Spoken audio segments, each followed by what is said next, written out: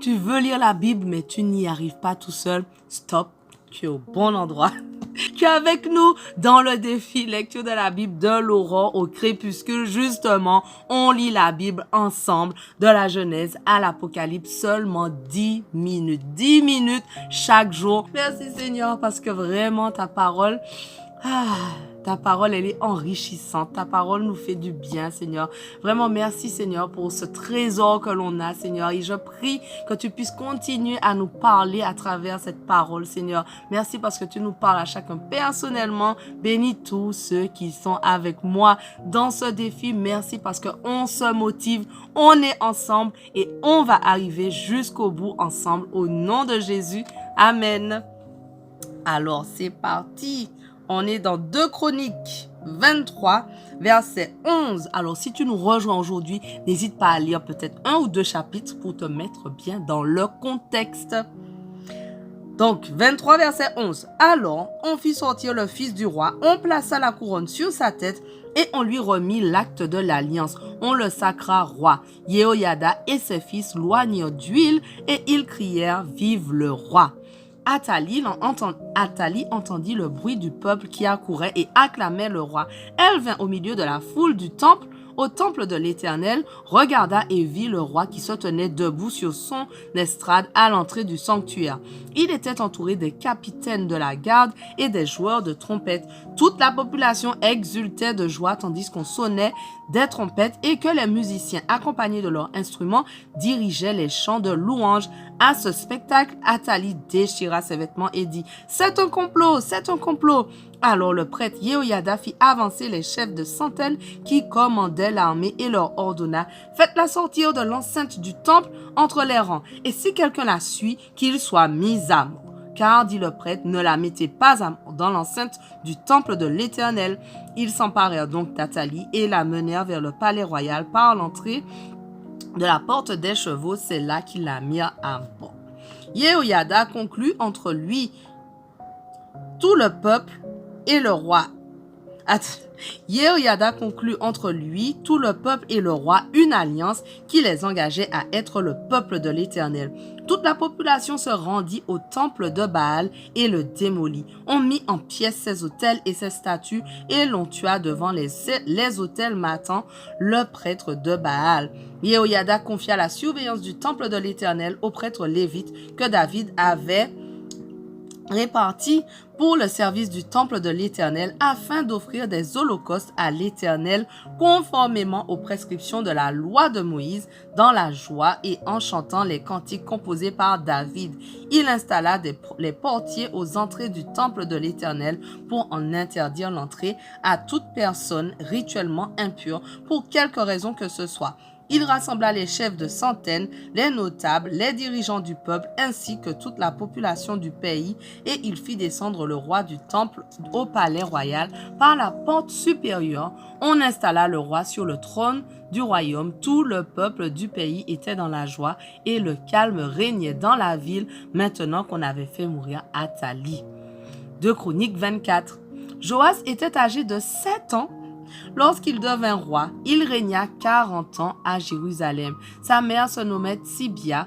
Elle était originaire de Beersheba. Joas fit ce que l'Éternel considère comme juste pendant toute la vie du prêtre Yehoyada. Celui-ci lui fit épouser 2 femmes qui lui donnèrent des fils et des filles. Plus tard, Joas eut à cœur de restaurer le temple de l'Éternel. Il convoqua les prêtres et les lévites et leur dit « Allez parcourir les villes de Juda et collectez chaque année dans tout Israël de l'argent pour réparer le temple de votre Dieu. » Menez promptement cette affaire, mais les Lévites laissèrent traîner les choses. Le roi convoqua le grand prêtre Yehoyada et lui demanda « Pourquoi n'as-tu pas demandé aux Lévites de percevoir des habitants de Juda et de Jérusalem l'impôt fixé par Moïse, serviteur de l'Éternel, à l'assemblée d'Israël pour la tente où se trouvait l'acte de l'alliance ?»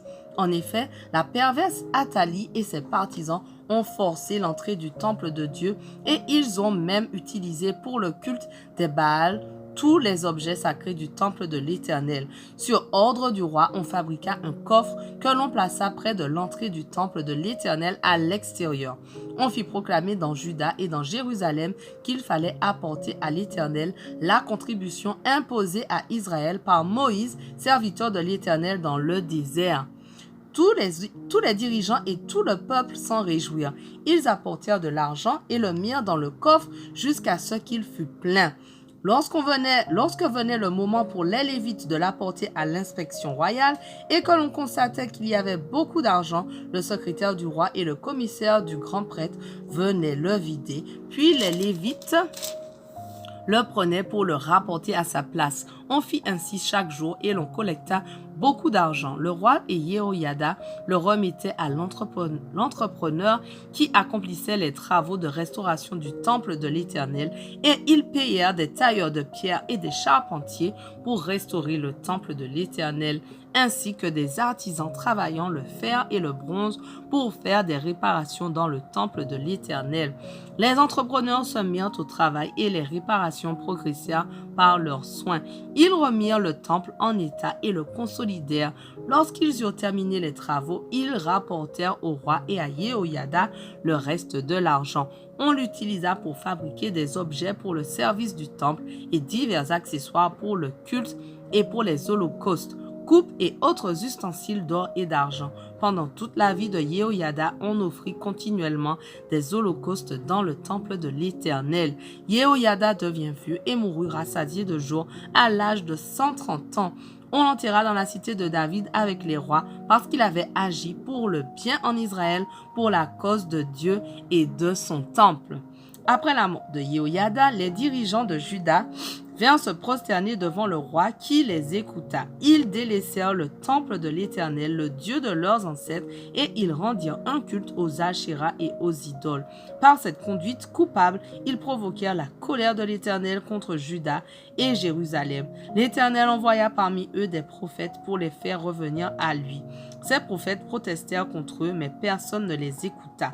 Alors l'Esprit de Dieu se saisit de Zacharie, fils du prêtre Yehoyada. Il se présenta devant le peuple et dit : « Voici ce que Dieu vous déclare. Pourquoi enfreignez-vous les commandements de l'Éternel ? Vous ne réussirez rien. Puisque vous avez abandonné l'Éternel, il vous a abandonné. » Alors les gens complotèrent contre lui et on le tua à coups de pierre sur ordre du roi dans le parvis du temple de l'Éternel. Ainsi le roi Joas oublia toute la bienveillance dont Yehoyada, le père de Zacharie, avait fait preuve envers lui et il fit tuer son fils. Zacharie dit en mourant que l'Éternel voit et qu'il fasse rendre compte. À la fin de l'année, l'armée syrienne vint attaquer Joas. Les Syriens envahirent Juda et Jérusalem.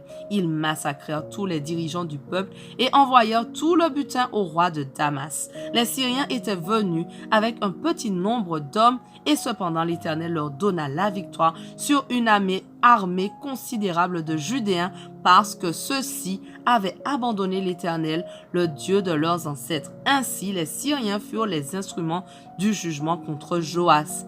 À peine se furent-ils retirés de chez lui en le laissant dans de grandes souffrances que ses ministres conspirèrent contre lui à cause du meurtre des fils du prêtre Yehoyada. Ils l'assassinèrent dans son lit. Une fois mort, on l'enterra dans la cité de David, mais pas dans les tombeaux des rois. Les auteurs du complot contre lui étaient Zabad, fils d'une femme ammonite nommée Shiméat, et Yozabad, fils de Shimrith, une femme moabite. La liste des fils de Joas, le texte des nombreux oracles prononcés contre lui et le récit de la restauration du temple, tout cela est consigné dans les commentaires du livre des rois. Son fils Amathia lui succéda sur le trône. 2 Chroniques 25. Amathia avait 25 ans lorsqu'il devint roi et il régna 29 ans à Jérusalem. Sa mère s'appelait Yehohadan. Elle était de Jérusalem. Il fit ce que l'Éternel considère comme juste, mais non pas d'un cœur sans partage. Dès qu'Amathia eut affermi son autorité royale, il fit exécuter les ministres qui avaient assassiné son père, mais il ne fit pas mourir leur fils conformément aux ordres donnés par l'Éternel dans la loi, dans le livre de Moïse, lorsqu'il dit « Les pères ne seront pas mis à mort pour les fils et les fils ne seront pas mis à mort pour les pères, mais chacun sera mis à mort. » pour son propre péché. Voilà, notre passage du jour touche à sa fin, mais on continue dès demain. On ne lâche rien. Allez, sois béni.